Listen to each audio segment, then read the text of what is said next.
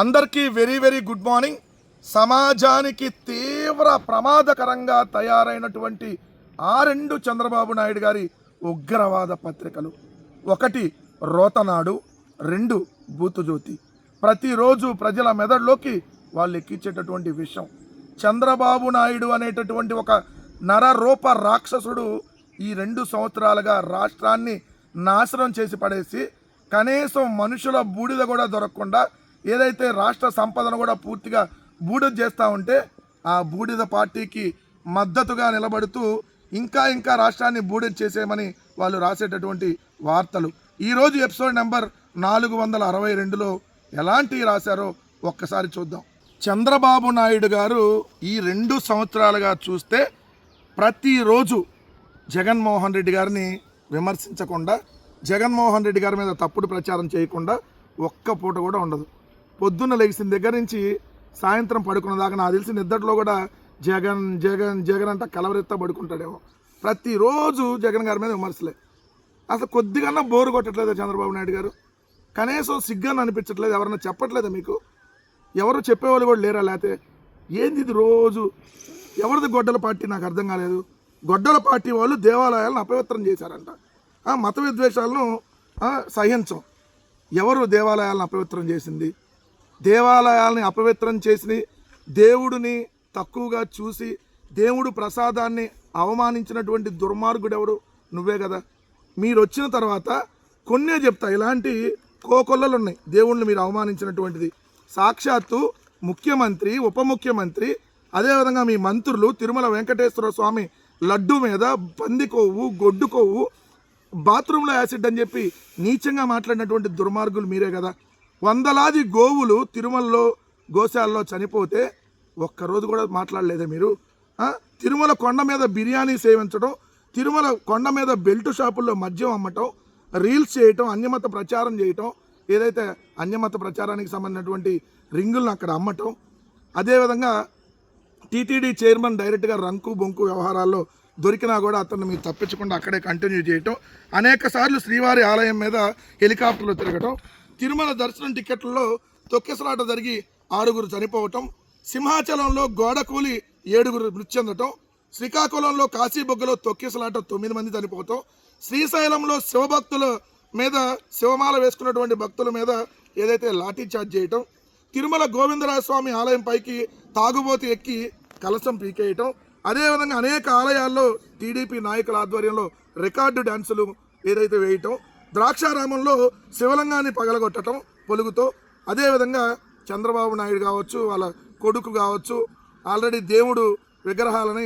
బూట్లేసుకొని తీసుకోవటం, ప్రసాదాలను కూడా బూట్లేసుకొని తీసుకోవటం, అదేవిధంగా బీఆర్ నాయుడు అనేటటువంటి చైర్మన్ తిరుమలలో 7 కొండల పక్కన ఇంకో చెత్త కొండ ఉందని చెప్పి పెచ్చవాగుడు వాగటం, కడపలో కాశీనారాయణ క్షేత్రాన్ని కూల్చివేయటం, ప్రొద్దుటూరులో వారాహ క్షేత్రాన్ని కూల్చివేయటం, నిన్నటికి నన్ను చూస్తే ఆదోని శివాలయంలో దీపారాధన కుండీతో సిగరెట్ వెలిగించుకోవటం, ఎన్ని దారుణాలు జరుగుతూ ఉంటే, మరి 2 సంవత్సరాల్లో నువ్వు ముఖ్యమంత్రిగా ఉండగా కదా ఇన్ని దారుణాలు జరుగుతూ ఉంటే, ఈరోజు నువ్వు మాట్లాడుతా ఏదైతే గొడ్డల పార్టీ వాళ్ళు దేవాలయాలను అపవిత్రం చేశారు, మీది కదా ఈరోజు బూడిద కూడా లేకుండా చేస్తున్నటువంటి బూడిద పార్టీ. దేవుడిని కూడా ఆఖరికి బూడిద చేసేయాలనేటువంటి ప్రయత్నం మీరు కదా చేస్తుంది. సో ఇంత దుర్మార్గంగా చంద్రబాబు నాయుడు గారు వ్యవహరిస్తూ మళ్ళీ సిగ్గు కొద్దిగా కూడా లేకుండా ఎలా మాట్లాడుతున్నారో ఒకసారి మీరే చూడండి. రెండో అంశం వచ్చేటప్పటికి రావణ్ లాంటి వాళ్ళకి ఆర్థిక సాయం చేస్తున్నారంట. చంద్రబాబు నాయుడు గారు నిజంగా మీకు దమ్ముంటే మేము రావణ్కి ఆర్థిక సాయం చేసినట్టుగా చూపించండి. దమ్ముంటే మీకు ఎందుకు చేతగాని వాళ్ళలాగా మాట్లాడతారు? ప్రతిరోజు మీరు ప్రోత్సహిస్తుంది ఎవరిని? సీమరాజా అనేటటువంటి దున్నపోతుని, కిరాకార్పి అనేటటువంటి వెధవలని, ఇలాంటి వాళ్ళందరినీ మీరు ప్రోత్సహిస్తా మీరు వాళ్ళందరికీ డబ్బులు ఇచ్చి నెల మీ తెలుగుదేశం ఆఫీసులో ఎంతమంది పెయిడ్ ఆర్టిస్టులు పెట్టుకొని మీరు యూట్యూబ్ ఛానల్ నడుపుతున్నారో అందరికీ తెలియదు అనుకుంటున్నారా? 500+ యూట్యూబ్ ఛానల్ని తెలుగుదేశం పార్టీ నడుపుతా మీ ఆఫీసులో. ఐటీడీపీ అనే ఉగ్రవాద సంస్థని మీరు నడుపుతా. మీరు అలాంటివి ప్రోత్సహించేది. 7 రూపాయల ఎల్లో పే బ్యాచ్ వాళ్ళందరినీ ఒక పోస్ట్ పెడితే 7 రూపాయలు ఇస్తారంట, ఒక కామెంట్ పెడితే 7 రూపాయలు ఇస్తారంట. మీరు సిగ్గు కొద్దిగానా లేదు? ఓ ముఖ్యమంత్రిగా ఉండి ఎలా మాట్లాడుతున్నావో ఇప్పటికైనా కొంచెం మనిషిలాగా వ్యవహరించండి చంద్రబాబు నాయుడు గారు. 3వ అంశం వచ్చేటప్పటికి వ్యక్తిగత సమస్యల్లో సభలకు తేవద్దు. సభ జరుగుతుండగా 4 మహిళలు తమ సమస్యలు చెప్పేందుకు ప్లకార్డులు ప్రదర్శించడంపై ముఖ్యమంత్రి ఆగ్రహం వ్యక్తం చేశారు. సమస్య నిజమైతే తాను వాటిని పరిష్కరిస్తానని వినతి పత్రాలు ఇవ్వాలని సూచించారు. ఎక్కడి నుంచో వచ్చి సభకు అవాంతరాలు కల్పిస్తున్నారని, ఇది మన సంస్కృతి కాదని హెచ్చరించారు. ఇప్పుడు ఎక్కడి నుంచి ఎందుకు వస్తారు నాకు అర్థం కాదు. ఇప్పుడు బనగానపల్లిలో నిన్న మీటింగ్ జరిగితే ఆ చుట్టుపక్కల వాళ్ళు వస్తారు. మీరు బస్సులు ఇచ్చి తరలించిన జనమేగా వచ్చింది, కొత్త వాళ్ళు ఎవరు రాలేదుగా. అంతకుముందు మరి సమస్యల కోసం ముఖ్యమంత్రి దాకా వచ్చేవాళ్ళు కాదు కదా, కిందే పరిష్కారం అయ్యాయి కదా. ఇప్పుడు ముఖ్యమంత్రి దాకా సమస్యల కోసం వస్తున్నారంటే కింద సమస్యల పరిష్కారం కావట్లేదనే కదా దానికి అర్థం. సమస్యలు కింద అంతకుముందు వాలంటీర్ ఆధ్వర్యంలో గ్రామ సచివాలయానికి వెళ్తే సమస్యల పరిష్కారం అయ్యాయి. ఈరోజు చూడండి, సచివాలయాల్లో పనులు కావట్లేదంట, కలెక్టర్ల దగ్గర పనులు కావట్లా, మంత్రుల దగ్గర పనులు కావట్లా.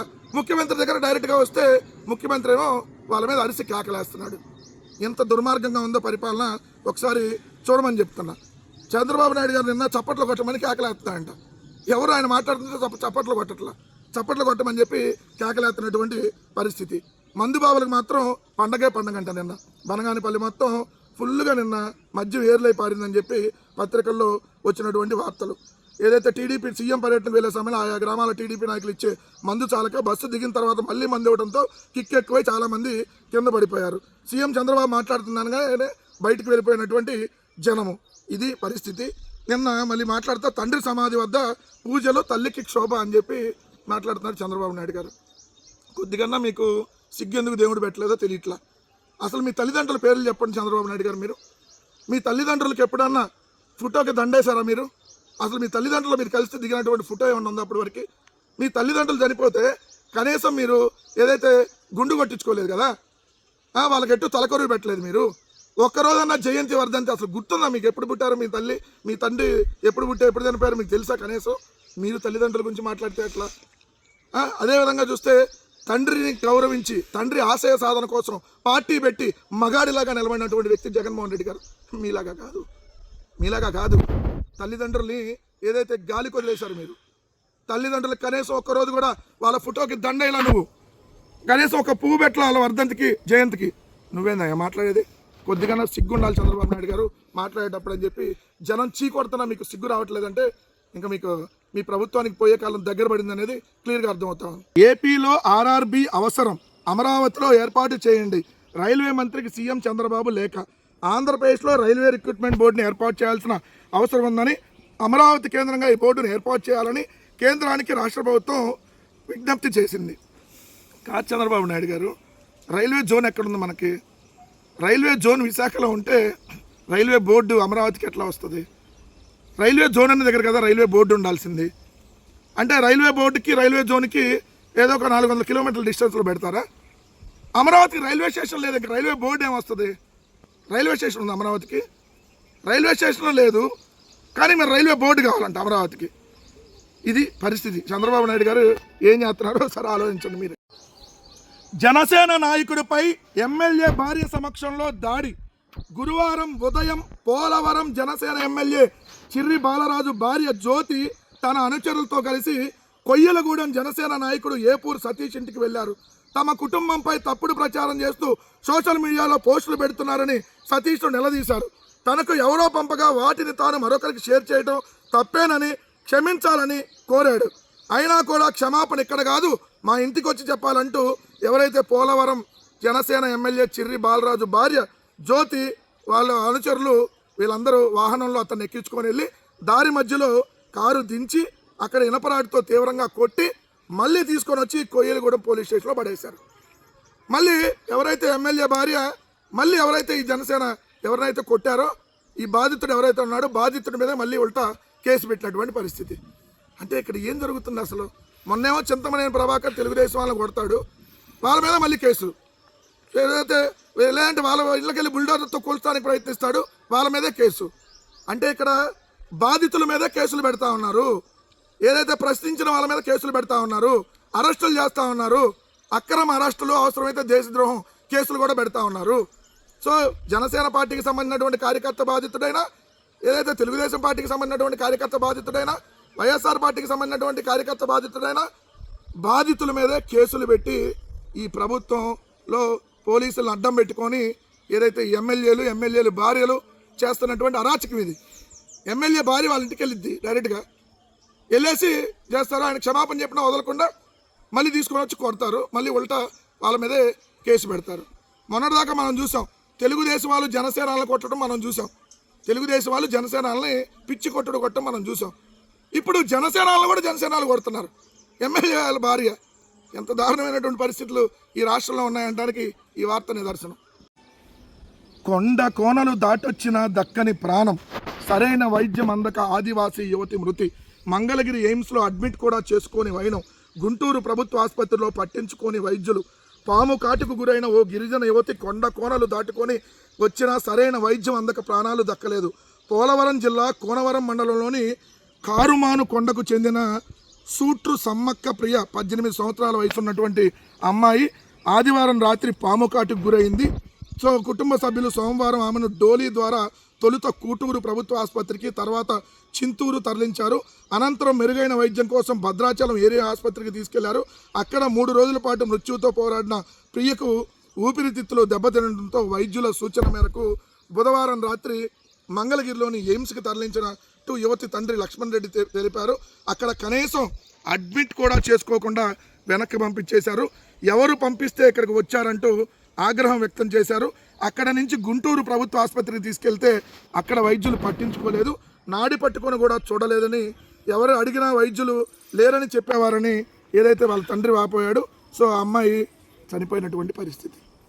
ఓ పక్క డోలీ మోతలు, అంటే డోలీలో తీసుకొని వచ్చి ఇంత దూరం తీసుకొని వచ్చినా ప్రభుత్వ ఆసుపత్రిలో పట్టించుకోవట్లేదంట. మరి వైద్య ఆరోగ్య శాఖ ఎంత దారుణంగా ఉందో ఒకసారి చూడండి. ఈవీఎం సత్యకుమార్ మేకప్ వేసుకొని వచ్చి జగన్మోహన్ రెడ్డి గారిని తిట్టడం కాదు. ఇక్కడ చూడు, గుంటూరు ప్రభుత్వ ఆసుపత్రి కానీ ఈరోజు ఎయిమ్స్లో కానీ ఎక్కడా కూడా ఈరోజు రోగులను పట్టించుకోవటం లేదు. 18 ఏళ్ళ అమ్మాయి చనిపోయింది. ఇది మీరు చంపినటువంటి చావు. మీ ప్రభుత్వం వల్ల చచ్చిపోయినటువంటి ఈ అమ్మాయి మీ ప్రభుత్వం వల్ల చచ్చిపోయింది. సకాలంలో ఎయిమ్స్లో జాయిన్ చేసుకొని ఉంటే, లేదంటే గుంటూరు ప్రభుత్వ ఆసుపత్రిలో ఆమెకి ట్రీట్మెంట్ ఇచ్చుంటుంటే బతికేది. కానీ ఇలా ఎంత దారుణమైన పరిస్థితులు ఉన్న, మందులు దొరకవు, ఆసుపత్రులు ప్రైవేటు పరం, ఏదైతే ఆరోగ్యశ్రీ ప్రైవేటు పరం, ఉన్నటువంటి వాళ్ళని ట్రీట్మెంట్ చేయరు, తీసుకోరు. ఎంత దారుణంగా ఆంధ్రప్రదేశ్లో పరిస్థితి ఉందో చూడండి. మనుషులుని చంపుకు తింటున్నారు బతికుండగానే. ఇది ఖచ్చితంగా ప్రభుత్వ హత్య. ప్రభుత్వ ఆసుపత్రులు ఎందుకు తీసుకోలేదు ఆమెని? ఎందుకు ట్రీట్మెంట్ ఇవ్వలేదు? వైద్య ఆరోగ్య శాఖ మంత్రి, నీ కొద్దిగా సిగ్గు శరం ఉంటే రాజీనామా చేయి, లేదంటే వీళ్ళందరి మీద యాక్షన్ తీసుకో. ఎన్ని దారుణాలు జరుగుతూ ఉంటే వైద్య ఆరోగ్య శాఖలో ఒక్కరోజు కూడా దాని మీద మాట్లాడు. సిగ్గు శరం లేకుండా వచ్చి జగన్మోహన్ రెడ్డి గారిని తిట్టమంటే మాత్రం పొలోమని పొద్దున్నే బ్రష్ కూడా చేయకుండా వచ్చి తిడతా ఉంటావు. ఇది వైద్య ఆరోగ్య శాఖలో ఉన్నటువంటి దారుణమైనటువంటి పరిస్థితికి నిదర్శనం. ఈ 18 ఏళ్ళ అమ్మాయి చనిపోవటం, ఏ ఆసుపత్రిలో ట్రీట్మెంట్ తీసుకొని అన్నారంట, ఎయిమ్స్లో జాయిన్ చేసుకోలేదంట, గుంటూరు ఆసుపత్రిలో వైద్యం చేయలేదు. ఏంది పరిస్థితి? ఎక్కడికి పోతా ఉన్నాం మనం? తక్షణమే దీని మీద యాక్షన్ తీసుకోవాలని చెప్పి డిమాండ్ చేస్తూ ఉన్నాం. ఈరోజు ఈ కూటమి ప్రభుత్వంలో పేరుకే పోలీసు, కానీ పోలీసులు చేస్తున్నది చట్ట వ్యతిరేకమైనటువంటి కార్యక్రమాలు. అందరి పోలీసులను అంటలేదు. ఈరోజు పోలీసుల్లో కూడా చాలా మంచి వాళ్ళు ఉన్నారు. కానీ ఈ రెడ్ బుక్ అనేటటువంటి బ్లడ్ బుక్లో ఎవరైతే కొంతమంది ఈ ప్రభుత్వం వాళ్ళని ఆల్రెడీ వాడుకుందో, ఈ ప్రభుత్వం ఆల్రెడీ వాళ్ళని వాడుకుంది కాబట్టి వాళ్ళు ఇంకా బరి తెగించి వాళ్ళ పర్సనల్ సంబంధించినటువంటి అంశాలతో వాళ్ళని బెదిరించడము ఇవి చేస్తూ పోలీసు వ్యవస్థలో పేరుకే పోలీసు కానీ చట్టం అంటే మాకు అలుసు అన్న కోణంలో ఏదైతే వ్యవహరిస్తున్నటువంటి పోలీసులు. కానీ ఒకటైతే మనం గమనించాలి, ఇక్కడ ఈ చోటి కర్మ ఈ చోటే, ఈనాటి కర్మ మరునాడే అనుభవించి తీరాలంటే అనేది మనందరికీ తెలుసు కదా. అలానే ఇక్కడ చూస్తే కొంతమంది సిఐల గురించి ఈరోజు మనం మాట్లాడుకోవాలి. ఒకటి సిఐ నాగరాజు, కృష్ణలంక పోలీస్ స్టేషన్లో సాయి కృష్ణని లాకప్ డెత్ చేసి బూడిద కూడా మాయం చేసిన సిఐ. అతను ఆల్రెడీ ఈరోజు అరెస్ట్ అయ్యి జైల్లో ఉన్నాడు. 2, పల్నాడు జిల్లాకి సంబంధించినటువంటి చిన్న మల్లయ్య అనేటటువంటి సిఐ, మహిళల్ని రేపులు చేశాడు. ఈ సిఐ ఎంత దుర్మార్గుడో చూడండి. ఇంకొక సిఐ రాప్తాడుకు సంబంధించినటువంటి శ్రీహర్ష అనేటటువంటి సిఐ, అతనే హనీ ట్రాపులు చేపించేస్తాడు. అతనే హనీ ట్రాపులు చేపించి బెదిరించేసి డబ్బులు వసూలు చేయటం, వాళ్ళని మానసికంగా లొంగ తీసుకోవటం. ఇంకొక సిఐ రాములు నాయక్, తెనాలి. ఈ రాములు నాయక్ గురించి మళ్ళీ మనం ప్రత్యేకంగా చెప్పుకోవాలి. ఎందుకంటే తెనాలిలో దళిత మైనార్టీ యువకుల్ని రోడ్ల మీద కొట్టి ఏదైతే వీడియోలు తీసి వైరల్ చేసినటువంటి సిఐ ఇతనే రాములు నాయక్. ఇప్పుడు ఇతను రాసలేళ్ళలో కోర్టు నేను బయటకు వచ్చి ఆల్రెడీ ఇతన్ని సస్పెండ్ చేయడం జరిగింది. సో వీఆర్కి పంపించినట్టున్నారు. సో రాములు నాయక్ అనేటటువంటి రాసలీలాల సిఐ, ఓ పక్క Chinnamallaiah CI, Nagaraju CI, Ramulu Naik CI, Sriharsha CI, అవన్నీ ఈ ప్రభుత్వంలోనే కేవలం 2-3 నెలల్లో జరిగినటువంటి సంఘటనలు. అంటే ఎంత దారుణంగా ఇక్కడ పోలీసు వ్యవస్థని వీళ్ళు తయారు చేశారు. ప్రభుత్వమే పోలీసులను అడ్డం పెట్టుకొని అనేక నీచమైనటువంటి కార్యక్రమాలు చేయటం, వాళ్ళు దాన్ని అలుసుగా తీసుకొని ఇంకా వాళ్ళు పేటరేగిపోవటం. ఈ పేటరేగిపోయిన దానికి నిదర్శనమే ఈ సిఐల ఉదంతం. అంటే ఎంత మంచి ప్రభుత్వం చూడండి, ఎంత మంచి పోలీసులా, ఇది మంచి ప్రభుత్వం, ఇది మంచి పోలీసులని హెడ్డింగ్ పెడితే ఎవడన్నా ఓస్తాడు. ఇది చెత్త ప్రభుత్వం, ఇది చెత్త చెత్త చెత్త ప్రభుత్వం, బూడిద ప్రభుత్వం అని పెడితే కరెక్ట్గా దీనికి సూట్ అయింది.